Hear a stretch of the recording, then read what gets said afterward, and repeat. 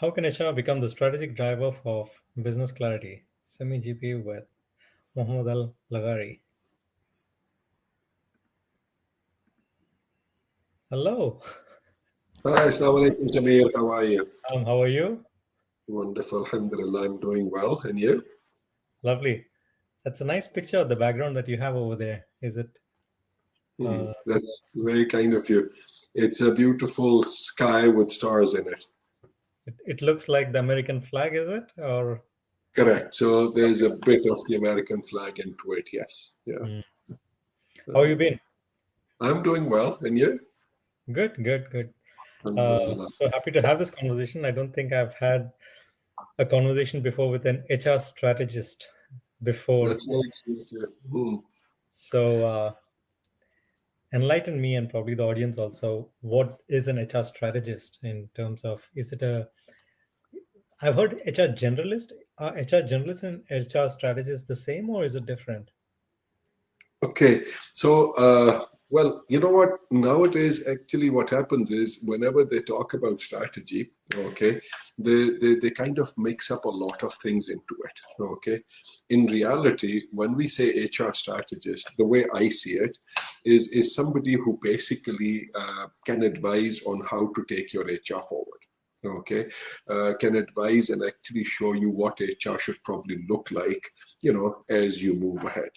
And there's a lot of you can confusion, you can say, confusion between a planning and strategy. Okay, so I'm sure you must have seen this. Lots of times they would be doing planning and calling it strategy. Okay, whereas it's not strategy in any way. So if I give you an example to this, so I remember, when we used to sit in these executive committee meetings and we would be talking about 5-year strategies and blah blah. So instead of talking about HR, I'll use a slightly different example because it just helps, right? Because there's numbers. Okay. So let's say somebody would say I'm selling unit X 100 units in 2025, Yeah. and then they would have 120 units in 2026. And then there would be 140 units in 2027. So basically, somebody would just sit down and keep on adding 20 units every year and say, my strategy is that by the year 2029, for example, I'll be selling 200 units. Okay. The point is, that is not a strategy, because how are you going to achieve it is where the strategy is. Right. Okay. So if you're telling me that every year you're increasing 20 units, the way I see it as an HR analyst also, as an HR person also, is I would say, okay, so probably every year you're actually, instead of going higher, you're actually going lower as a percentage from the previous year. Right?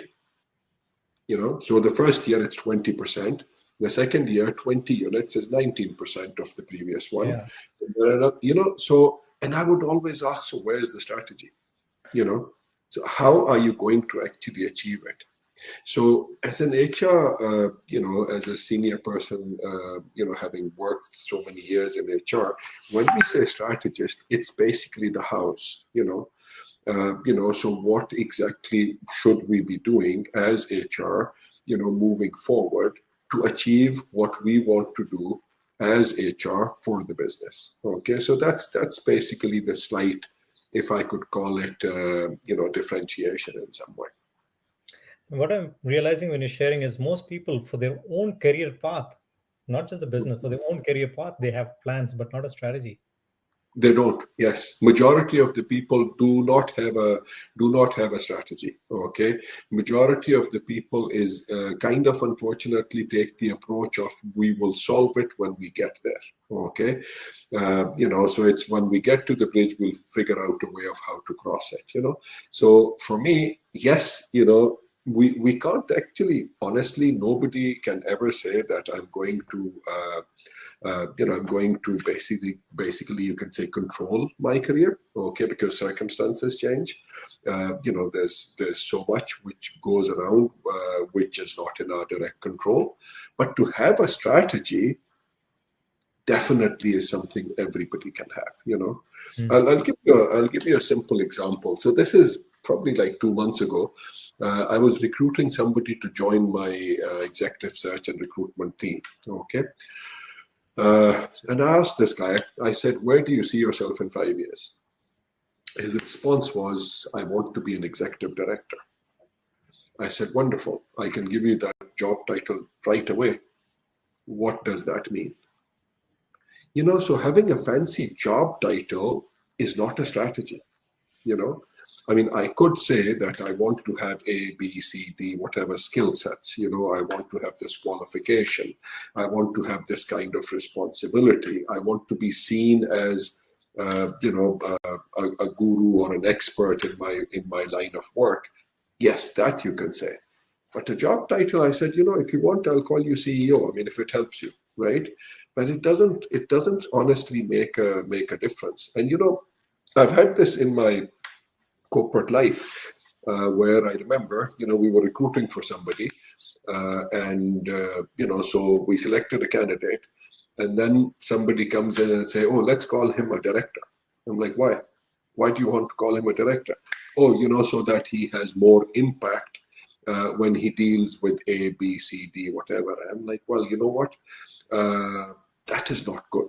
Okay, because a job title should reflect responsibility. A job title should be something meaningful. Okay, if you start throwing away titles like this, you may not care, but to the person to whom you're actually giving this title actually will be impacted in his career just because of a misplacement.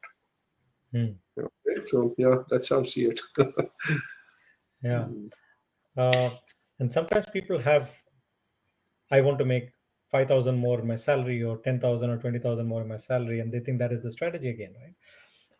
It's I would say that could be part of a strategy. Okay, because when you are aspiring for more earning, okay, naturally that is a strategy towards your quality of life. Okay, because when we expect that, when I'm earning more, okay, I'll be able to then spend that money to make my life more comfortable, right? So yes, that can be a strategy, number one. Number two, sometimes you say, I will save a little more because when my children grow up, I have to support them with their college, university, whatever. Yes, that can be part of the strategy. So yes, I mean, the way I see it, it could always be part of the strategy, but it should not be the strategy, so yeah. What was the turning point in your life where you shifted from being someone who was planning to being a strategist? I don't think I get it correctly. Can you repeat it? So in your journey where you have been in the HR profession for the last 30, 35 years now, right? Mm-hmm. Do you remember a moment where, or a person or an incident or something which made it click for you in your mind that I have to now move from being a planner to being a strategist in how I Oh, approach the function? Oh, okay. That's very interesting. I would say I wouldn't say there was anything which kind of triggered it for me to say, okay, so I'm doing X and I will do Y now. Okay, it's something which I think one evolves into over time. Okay, so today, for example, if you want to if you want to design a strategy, what is your natural instinct going to be? To go and talk to somebody who's done it, who has the experience to do it, who's been on the operations side, who's been on, the strategy side, who's been basically, kind of done all of the different parts of it, and, can also kind of reflect, you can say, his thoughts or vision into something which is actionable, right? I honestly feel it's something which is more of a natural evolution, So today, if somebody sits with me and talks about it, I can easily lay out multiple plans for these people to say, so there is plan A and B and C and D, and we can do it whichever way you want, depending on what you eventually want to achieve, right? So a strategy, with all due respect, is eventually using your resources to achieve a goal. Right? It's like when you go into a football match, you have 11 people, the other side has 11 team members, okay? You set up a strategy making sure you can make the best use of available resources, correct? So that's basically how it is, So depending on what we have or what someone has, you come up with plans to help them achieve whatever ends they want to achieve. What is the end you are looking to achieve right now in your business? That's a very interesting question, because usually people think you set up a business just because you want to earn money, right? I think for me, it's kind of like, when you go up Maslow's pyramid, you actually get to a point where you want to, yes, everybody wants to earn something, but at the same time, you want to give back something to your profession, okay? And I have actually set up something which is kind of very unique in a way, because we've actually gone and set up multiple verticals. We're doing very interesting stuff. For example, one of the things we are working on is the ISO 30414. This is the Human Capital Reporting and Disclosure Standard. Okay, there's very few companies globally who have actually done it. Okay, and I don't think I'll name any companies, but the ones who have are all top-notch global leaders. Okay, and as expected, the biggest number of companies actually today are all in Japan. Okay, and I'm sure you must have heard of the quality. I wouldn't say revolution, but it was something very major in Japanese industry back in the back in the 80s and 90s, and then the rest of the world actually started picking it up. Deming, the quality guru, an American, he actually got his recognition and blah blah in Japan, right? And then eventually he goes back to the US and the Deming Award is created in his name, right? This whole concept of JIT and blah blah, this is all quality, right? So exactly in the same way, when you talk about people, when you talk about HR, unfortunately there is no real benchmark, right? So everybody kind of comes up with their own, right? And without naming any of them, top-notch consulting firms would all go and always, provide you, for example, diagnostics to show you a picture of what your organization looks like. But it is always based on their understanding of what things should be like. There is no real global standard.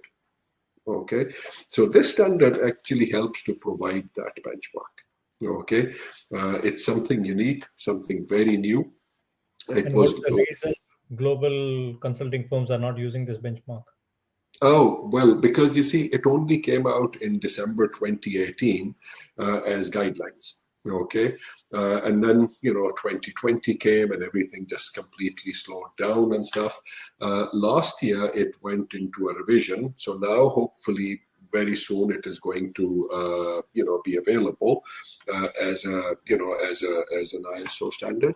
And I think this is the time when I believe lots of forward-looking HR teams and especially companies which would want to actually demonstrate that they actually care about their people will probably adopt it.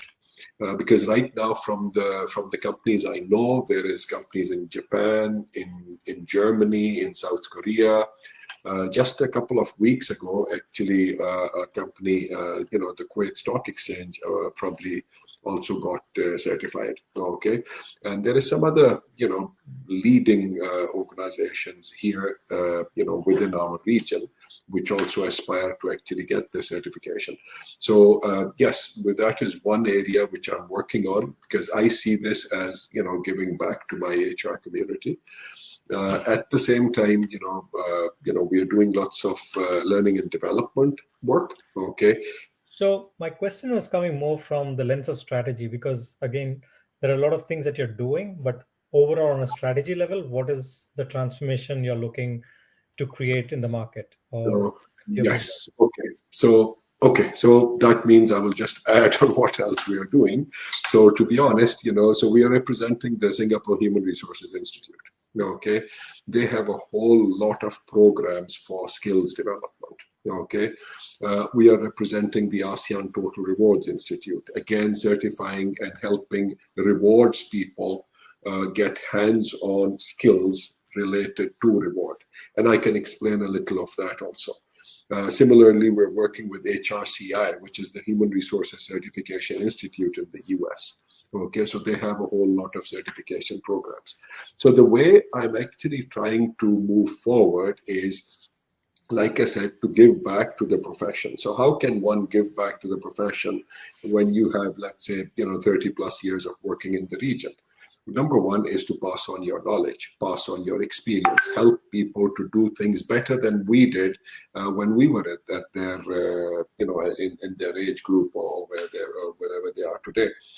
Similarly, tools have changed. Okay, so when I started working, having for example, Excel was something amazing, right? You could do so much with Excel. Nowadays, it's something you can't live with, will live without. Okay, there is so many AI tools available. There are so many other systems available, and this actually puts our HR people, at a situation where a lot of the knowledge and a lot of the information which we have earned over the years, if it is shared and if it is actually, you can say, passed down the line, would add a lot of value for these people. So for me, my strategy now is to make sure I can give back to, my profession. At the same time, to create something where, I and my team actually could be the go-to for people whenever they're looking for something HR. Okay, because you see, the thing again with HR is there is so much expected of HR, right? With all due respect, everybody's understanding of HR is very, very different. Okay, some people basically just see them as personnel management, so it's just the people who have to make sure that all the files are in order. Somebody would see them as people who have to ensure compliance. And sometimes you will see people expecting HR almost to be like event managers, so it's somebody's birthday, let's get a cake for him, let's have a annual time out and let's go somewhere together. I mean, that is not HR, right? HR is a lot more than that. Okay, and I can always, I can keep on going about the problems and the issues that HR faces today. But yeah, it's a very, it's a very interesting function to have worked with. Yeah. When you're sharing, you're saying this is how people see them, as someone who is in compliance or doing event management or something. And my audience over here are mostly managers who are aspiring to be leaders. This is who we are speaking to, and a lot of times how people see you depends on how you see yourself and how you behave and how you perform, right? So if Correct. there is an HR manager sitting over here, what has to shift for him to stop operating like a support function and start operating like a strategic driver for the business? Hmm. So what is it That that is- he has to stop doing, and what is it that he has to start doing, so hmm. that he doesn't remain just a support function for the business? Hmm. Okay, so again, we'll focus on the HR manager aspiring to go into a leadership role, right? So, what is the typical role of an HR manager? The HR manager usually is the person who's basically taking care of operations, right? It's a very day-to-day, make sure everything keeps functioning kind of a role, right? Usually, that's what is expected of them. In order to go into a leadership role, there are a lot of other competencies, as everybody would generally agree with me, which has to be which have to be developed over time. Okay, so number one, if you want to be a strategic asset to the organization, if you want to add strategic value to the organization, number one, you're supposed to learn what the business really does. Okay, because if you don't know what the business is all about, how can you even contribute, right? Similarly, when we talk about business, usually we also say that accounting, for example, is the language of business. And my experience has been that HR usually keeps away from numbers. Okay, if you don't know numbers, naturally, your impact cannot be felt.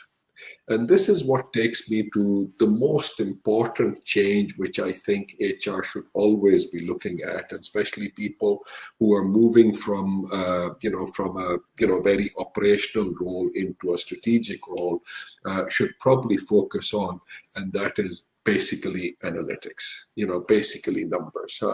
So when we sit in a board meeting or a strategy meeting, or basically any anything that has any strategic impact, HR usually does not have the numbers. HR usually cannot say, for example, what is the ROI from the stuff that we as HR have done. Okay. I mean, telling somebody what is the gender diversity in the organization, or what is the different age groups in the organization, or how many nationalities we have working for us.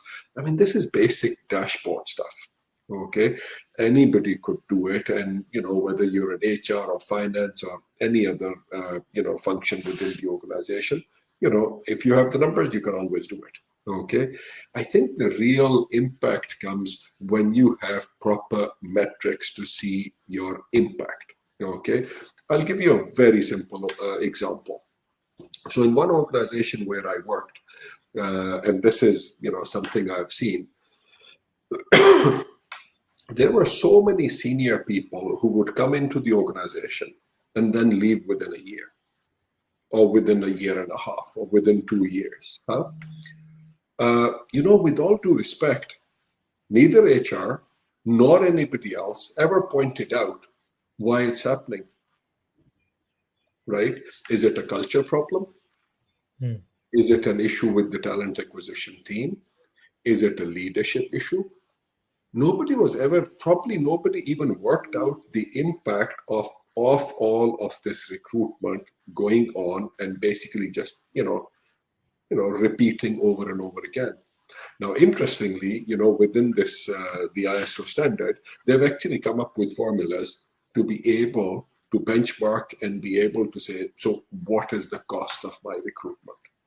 Okay. And if people adopt it, everybody would then be using the exact same measure, I remember, when I used to do job evaluation, people would ask me, so why should I do job evaluation? I said, well, it's a good way to be able to size a job, right? And once you do that, then you can do benchmarking, because then you can compare, And the example I would always tell them is that, for example, we have 3 tables in the room. Right? If I ask somebody, so describe this table, somebody would say, this is a big table, this is a small table, this is a round table. But in reality, you can't actually go and actually use that as a benchmark, right? Because what is big for me may not be big for somebody else. And what is small for me may actually not be the same value for somebody else. So again, having measures actually helps to make comparisons, right? So for HR, for somebody to go into a leadership role, I believe they have to learn numbers. They have to understand, what the business is all about. They have to know how my actions are going to impact the business. And once you actually learn these competencies, and once you actually, can adhere to it, I don't think there is any stopping somebody from growing in that function anymore. We have a question from one of the audience members who's asking, Nadeem is asking, what's been the most effective way to align HR initiatives with business objectives? What is the most effective way to do it? Align HR initiatives with business objectives.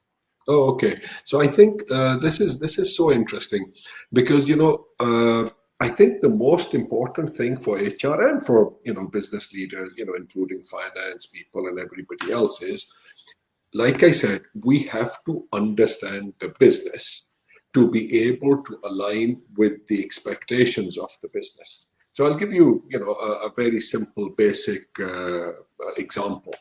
So there's this organization who we work with. They've developed an application for performance management. So very simple. I think probably helps to address Nadeem's question. So what is the focus? The focus is, number one, And wait, so let me tell you what the issue was, before they actually started. So they had a lot of absenteeism. Okay, in this organization, people did not actually felt very, they didn't feel rewarded. Okay, they didn't feel recognized. Blah blah. So what happened is the HR team then came up with this idea that let's develop a tool so that we can actually we can actually recognize those who are doing a good job, and let's reward them, and also make sure that everybody participates in the process. So interestingly, this initiative turned out to save them a huge number in terms of like absenteeism. I'm told went down literally to almost nil. Unless of course somebody was really ill, everybody showed up to work. People became so much more punctual. There was so much more recognition, basically peer recognition within the organization. They had a tool whereby, seniors would also be, recognizing their subordinates, and juniors would also be recognizing their seniors. And, eventually I'm told that they actually made such a huge impact in terms of employee engagement, in terms of they had created the metrics in terms of the saving they made, from, all the losses which they were otherwise making because of absenteeism and low morale and low engagement and blah, blah, that the CEO actually decided that he wanted to give a part of it back to his people. Okay. Now, you might be surprised. The amount was big enough that I think they had 2 vehicles in a draw, okay, which people could actually buy through the recognition mechanism that had been created. Okay, they had other vouchers and stuff of all kinds, and all of that was actually bought from when they did the calculations, and they realized that this is how much we have saved. It takes a bit long, so this whole process took them about 2 years. But then it became a regular practice. Now everybody lives by it. So this is an example of how an HR initiative basically impacted the business. Okay, and there can be so many other similar initiatives. Okay, but you have to understand the needs of the business. HR has to be not only, it's interesting, when we say, HR will go and take care of all your people matters. HR will do this, HR will do that. No. HR and the business have to work together. They have to identify what the needs of the business are, so that HR initiatives can then be tailored to the outcomes that the business is looking for. Yeah. And this is a common problem, right? I mean, most organizations, you have departments working in silos.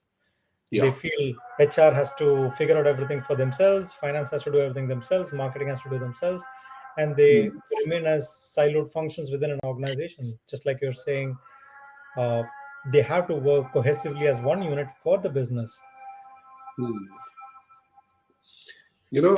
It's a very interesting observation, because see, in a way, they have to work in their silos. Why? Because legal will do legal, finance will do finance, HR will do HR, operations will do operations. So in a way, they have to work in their silos. But then at the same time, there has to be a communication mechanism in place. Okay, because unless they communicate, unless everybody knows what the others are doing, how can they support each other?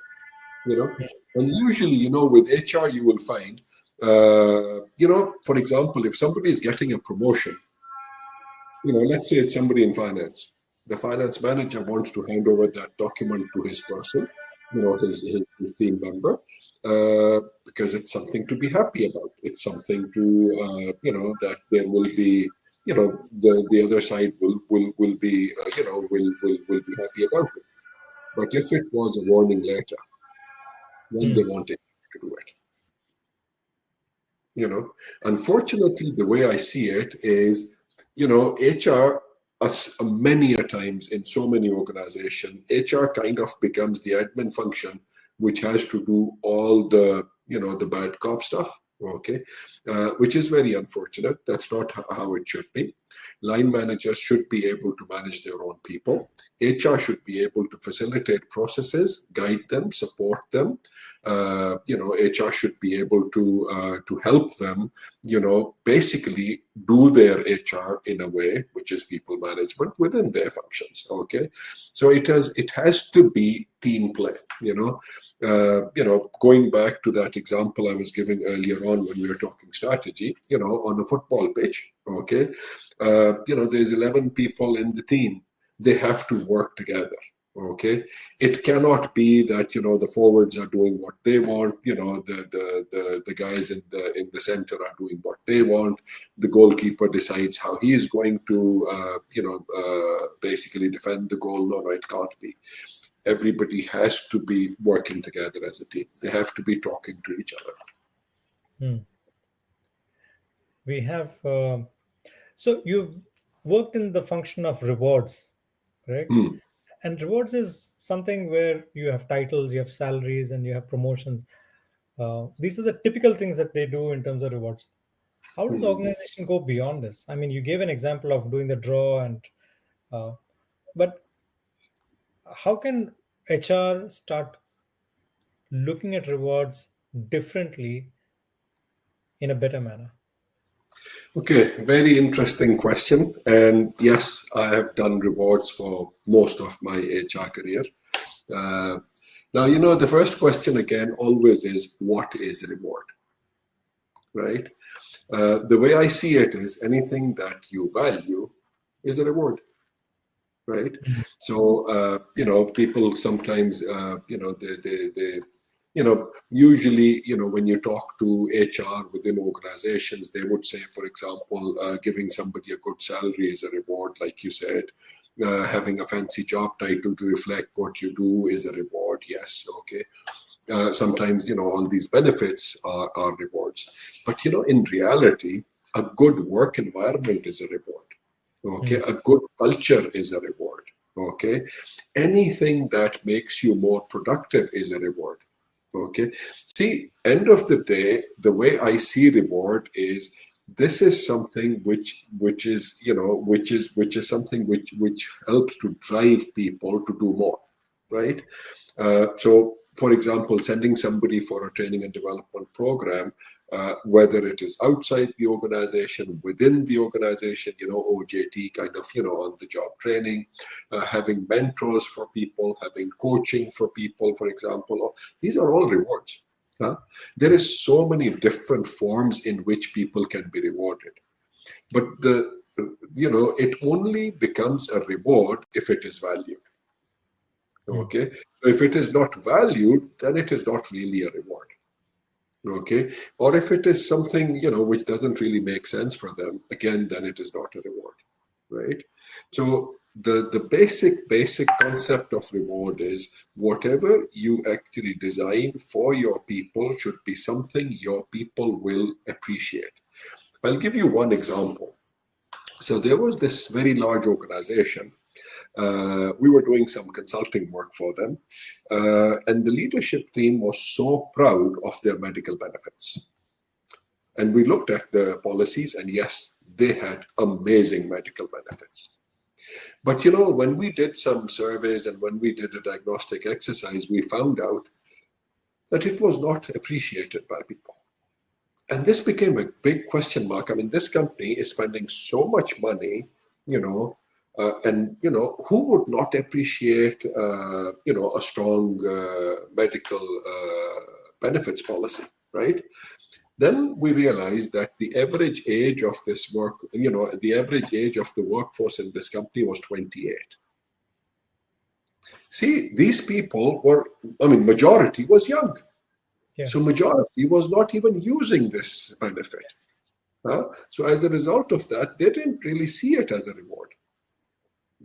And that is the feedback that we gave to the leadership. And we said, you know what? Think about doing something slightly differently, because one of the things you could possibly do is, come up with a policy whereby, you could have like tiered systems, okay, so that the people who, the senior guys, 40 and above could be on a slightly different policy, whereas, people who are on, you could say, younger people, you could give them something like a flex benefit program, so so they can opt for a slightly less expensive medical policy and get something else somewhere else. Okay, so again, another example of what I perceive as valuable may not be something that others might value, in the same way. So that's a little about reward. But this is a subject I can just keep on going the whole day, Samir. So yeah, the reward is just, it's something I really enjoy doing. Yeah. And it's such a rewarding career then, right? That's When so you are kind of working on reward. been a very interesting career. I was talking to somebody yesterday, and we were doing some introductions, and I said, well, interestingly, in my previous role, I was working for the largest family group in the region as the CHRO. Before that, I was actually working for the largest HR consulting firm in the world as the rewards market leader, actually, for the Middle East. Prior to that, I was working for the biggest GTL manufacturer in the world, okay, as head of HR. So yes, it's been a very interesting, and never even realized that, I was going through all these very interesting roles. So yeah, it's honestly been something I'm proud of. Yeah. So I have this friend who has been an HR manager, Hmm. and she's worked in that role and she's excelled in that role, and she's left that role and now she's looking for a new role, and she feels that she is ready to be a CHRO. Hmm.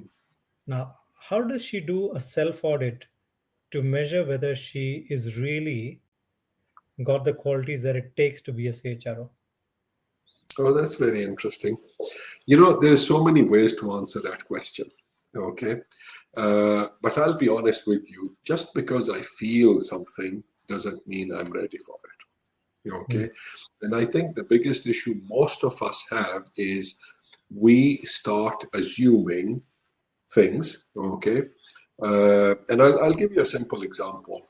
So there is this one organization, without naming names. You know what they value most? What they call loyalty, which in honestly actually translates to the number of years you've been with them. Okay.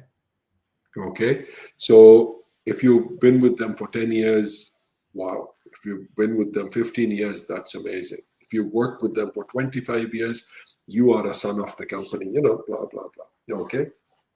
And the interesting fact is, to be honest with you, the general perception is that we become wiser as we age. Mm-hmm. I actually don't agree or believe in that. Okay. We only become wiser with experience. We only become wiser with knowledge. And knowledge is attained through learning. Okay. So just because my hair goes white doesn't make me wise. Just because I've spent a certain number of years with the company doesn't actually make me prepared to take on the next level of job. Okay, so my honest advice to her would be, number one, don't go on gut feel or what you feel. Okay, the best way to do it is to try to understand what is the general, what is the role of a CHRO.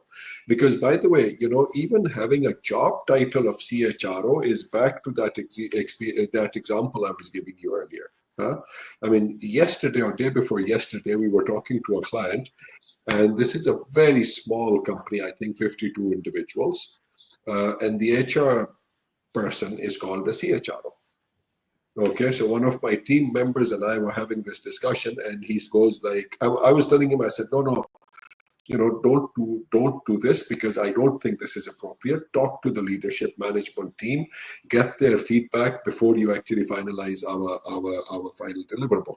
And he goes, but sir, this is what came from the CHRO. I'm like, don't just, go talk to them. It's like, somebody with 5 years of experience is calling herself a CHRO is inappropriate. Okay. And this is what I keep on telling people, just don't just throw job titles around. Huh? So the real CHRO is the strategic, you can say leader of an HR function. Okay. And when we talk about a strategic leader of an HR function, there are certain competencies that you would expect. Huh? You would expect these people to, demonstrate leadership qualities. These should be people who understand strategy. These should be people who can actually, conceptualize and then communicate your vision and your strategy, to your people and, to the leadership team. These should be people who can influence decision making. These should be people, so the general, people analytics and this and that, that is for HR managers. That is not for the CHRO or the leader, the leadership team within the HR function. So my advice to her would be, she should go assess herself to see, is that something she has done? Is that something which she feels she can do? Because if she can, then I would say, yes, she's ready for the role. Okay. But usually, I also am a very firm believer that, growth happens gradually. Okay. So sometimes, and I've seen that happening. And I've also seen the impact of when it happens, when somebody just basically gets catapulted into a role, okay, for a number of reasons, okay. And then you actually find these people, number one, trying to make sure they can stay in the role that they probably don't deserve, okay. They can keep on earning the reward that they probably don't deserve, okay. And as a result, then they create a lot of chaos. So my suggestion, my advice to everybody is, go a step at a time, be focused on what you're trying to achieve, and slowly and gradually it happens. As we grow, we not only do we grow in terms of our knowledge and wisdom, we also grow in terms of job titles and, everything that comes along with it. Nice. We have a question from Hassan over here, which is very interesting, I feel. Hassan Tirmizi, he says, as we talk about HR as a strategic driver, I'd like your take on this. How can HR balance operational firefighting with long-term strategic value creation, So especially that's such a fast-scaling organizations or in markets like the GCC where agility is essential? That is such a good question. It is so unfortunate because, majority of the times you actually find HR doing your firefighting. Okay. And it's not just firefighting, it's the same fires over and over again. And unfortunately, not only that, it is like the fires which happen in certain parts of the world. I won't name the places. They happen at the same time almost every year. Mm-hmm. And people are unprepared for them almost every year. It's just so unfortunate, right? So number one, I believe, the first thing for HR, which would be, to me at least, so important is when what fires happen and when they happen, be prepared, have your tools, have your kits, have your people ready, to ensure that those fires actually don't become destructive at least. Okay, the fire is something which can happen, right? But at least you can control it before it becomes something which causes damage which you don't want. But having said that, and going to Hassan's point on making sure, like for example over here in the GCC, where things are they have become so agile. This part of the world has probably gone, especially on the HR side. I think I have personally, I can say, seen so much change in terms of the evolution of the HR function. Okay. I mean, literally just about 15, 20 years ago, it was a very different model of HR that we had. Today, with all the tools, with all the systems, with all the knowledge, and I think the most important thing is with all the access and availability of talent. I mean, literally you go around and you will see people from all over the world, sitting here and actually working in all these different functions, including HR. Okay. So I honestly think, from from an HR perspective, they have so much access to all of this. They can make a big difference. But the most important thing, like I said earlier on, is for HR to learn certain new skills. Okay, the one most important one to me the way I see it, is numbers. Okay, HR has to become numbers driven. Just like your finance person can go and say, when we did this, this was the impact. HR should be able to say, when we did this, this was the impact. Okay, HR should be able to tell the CEO and the leadership team and all the other shareholders how HR's initiatives, how HR's working, how HR's decisions actually impact the bottom line for the business. Rest in terms of processes, nowadays, you can actually do a lot of automation. Nowadays you can, with your analytics tool, exactly when something is expected to happen. Be ready for it. Have your teams ready. Have your systems ready. Like I said, have your kits ready for that. But if you really want to make a business, learn your numbers, learn the business, and be 100% clear about what and how HR can actually make it something which is feasible, something which is value adding for the business itself. There's a question from Ubaid over here. It says strategic decisions may vary by expertise and industry. How can we develop critical thinking that aligns with both national and international organizations, like in terms of strategic problem solving frameworks? Now, my question to build on this as well is, you mentioned about being more analytical and learning that skill. How does one go about this? To answer his question and this question, how does one go about growing in this journey where they're people centric, they're not analytics, they're not into numbers, and then they have to make this shift? What should they be doing immediately? Okay. So first of all, let me just add one point. Being people centric doesn't mean one cannot be good with numbers. Okay, so I think that is one misconception I've seen a lot of times. Okay, where when people actually talk about being people centric, okay, they somehow kind of disassociate it with being analytical. Okay, see, to be in any business function, one has to be analytical, one has to understand trends, one has to understand numbers, one has to be able to take decisions based on whatever data, whatever information is available to them. Okay, so that is number one. The other is, when you say how can actually somebody go about learning this. So what are the 2-3 main ways of learning for us as professionals? So number one is we learn on the job. When we talk about, for example, learning and development, we always, there is a model which usually we tell organizations to adopt, so it's the 70-20-10 model, right? So 70% we say, it should be on the job. You should be, organizations should give exposure to people and, they should learn. 20% is through coaching, mentoring, somebody teaching you. And then the last 10% is usually where we say, go join a program externally, so go to a certification program or go to some learning institute and actually learn it. Because with all due respect, all of these three are very important in anybody's learning journey. Okay, sometimes you go from one function into another function within, for example, the HR team. That is very important.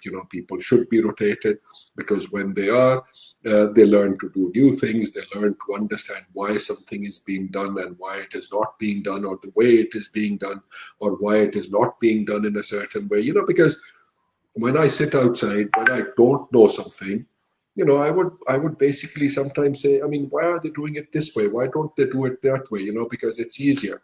Because sometimes the short route is actually not the fast route. Okay, so again, we have to always be mindful of that, and that comes through actual experience. That comes through actually going and doing it. But then having mentors, having coaches, having people to support you, guide you is so important in one's growth journey. And finally, like I said, there is programs available. one has to keep on investing in oneself. One has to continuously keep upskilling oneself. Okay, so if you like you, I think both of us agreed that at some point in this call, managing your careers and managing your life in a way, if I can call it, is very important. And this is something which should, continuous learning should be something which should be inbuilt, not just for HR people, but for every professional. You also have an executive search firm, and you also do executive search, correct? Right. And when you are hiring people at the CHRO level or the CEO level or anyone at the C-suite level, they can be industry agnostic, right? For the role that they are going to be joining, they don't have to Correct. really be coming from that specific industry, Hmm.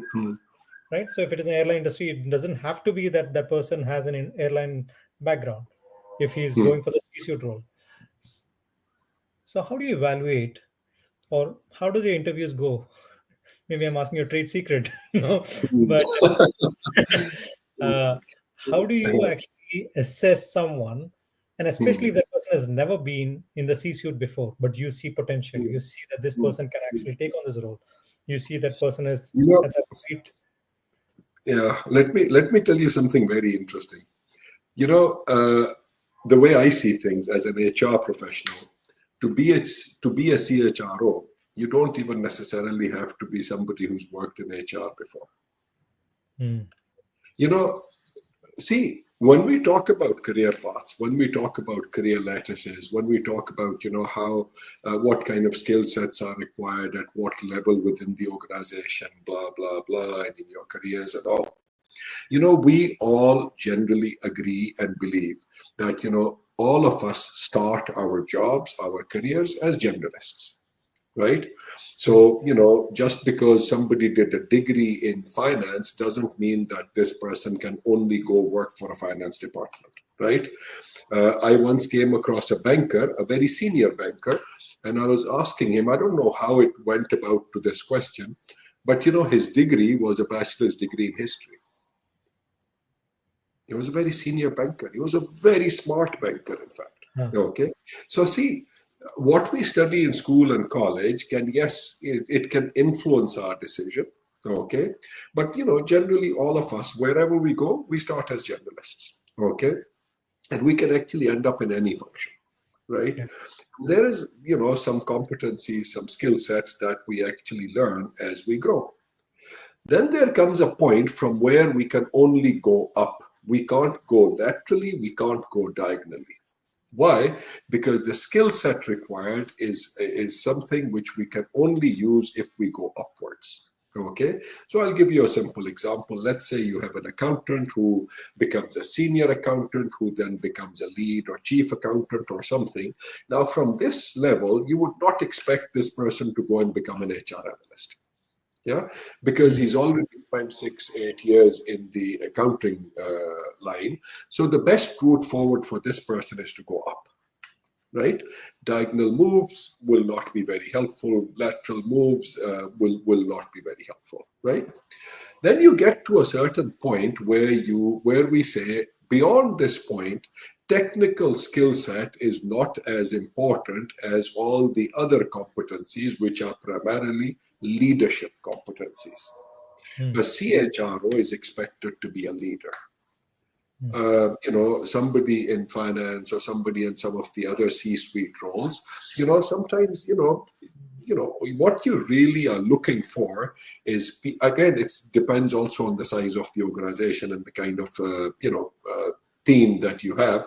Because if you are supposed to be also the technical subject matter expert, then you have to have come from HR. Right?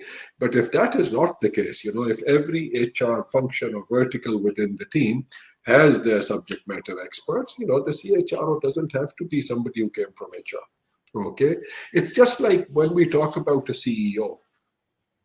When we talk about a CEO, which function should he have come from? From marketing, from sales, from operations, from HR? It could be anyone, right? Yeah. could be anyone. It could be somebody, who has the right skill set in terms of, leadership, setting strategies, having a vision, being able to, influence, being able to look outside rather than inside, because the inside is supposed to be for the operation side, right?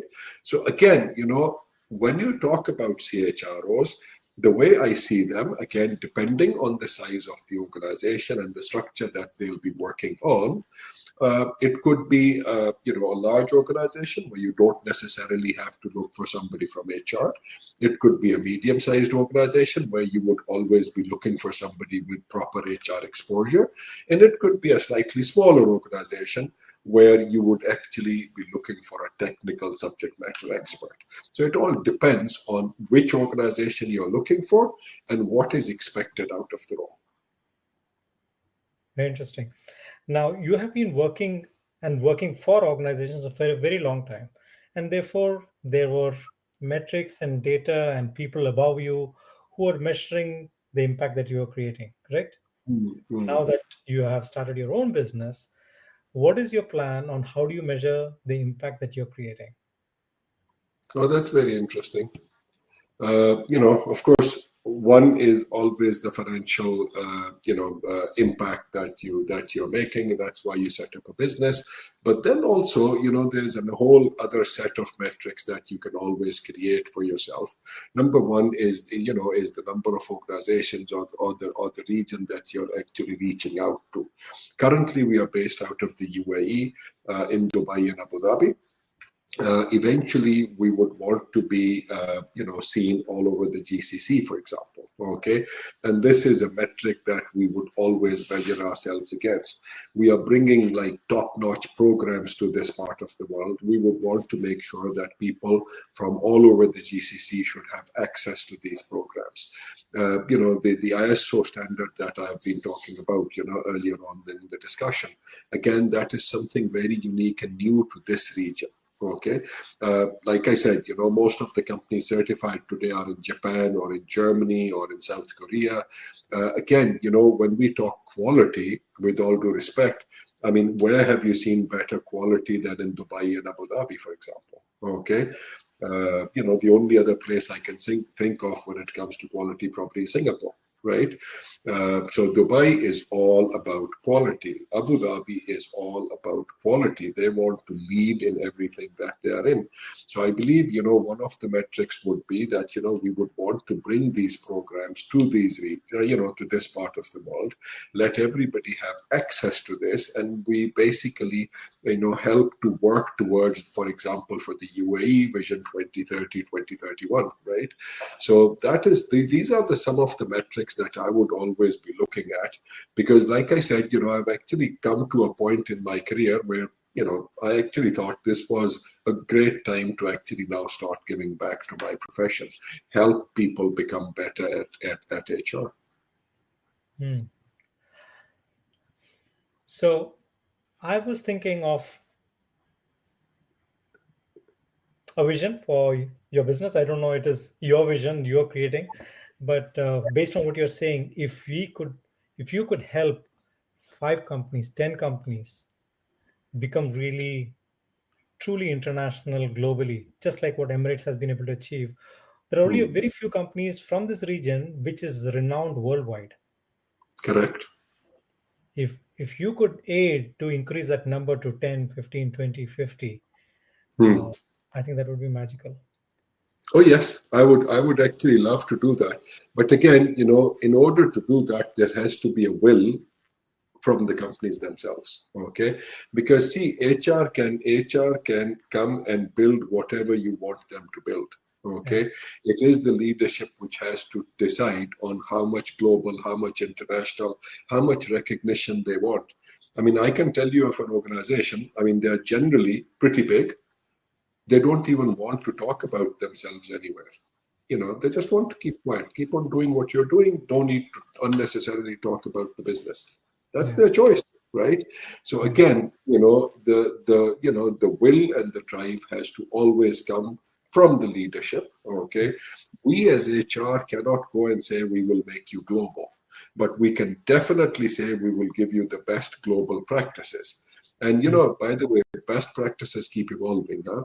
What is best practice today becomes tomorrow's standard, and then something else becomes best practice. So again, that's something which keeps evolving, which keeps getting, better and better. But again, I would love to definitely contribute towards, making some regional companies be known globally. Definitely, yeah. It's been a real pleasure, Laghari. It's been an hour over here, and what I am really fascinated about is how much drive and enthusiasm you have for the industry after all these years, 35 years. You still want to give back, you still want to add value, you still want to, even this podcast, saying yes to this and sharing the story with all of us is, I think, magnanimous of you. The way you show up with generosity is something I feel everyone should take away for their own selves, and start also asking themselves how can they add value to others in this journey. uh, any closing remarks that you have that you want to add before we sign off for today? Thank you so much, Samir. Number one, it's honestly been a pleasure talking to you and talking about HR, which honestly for me is a passion. I love doing HR. I love supporting people. I love helping people when it comes to HR. And this is something I've actually done for all of my career. I've actually gone out of my way to support people with things which were not even HR, sometimes with their education, sometimes with their studies, sometimes, so this is something which I honestly enjoy doing. And to all those aspiring HR professionals out there, I would say, HR has honestly come a long way. HR has actually evolved into being able to make a big impact when it comes to business. So please, guys, consider it what I was saying during the course of this discussion. Learn your numbers. Learn to be able to sit at the table and show everybody what kind of impact you can have. And if any one of you wishes to talk about this to me, I'm more than happy to support. I'm more than happy to help you guys in any way. So please, feel free to reach out to me. Thank you so much. Thank you very much. It's been a pleasure. Thank you. Thank you. Take care.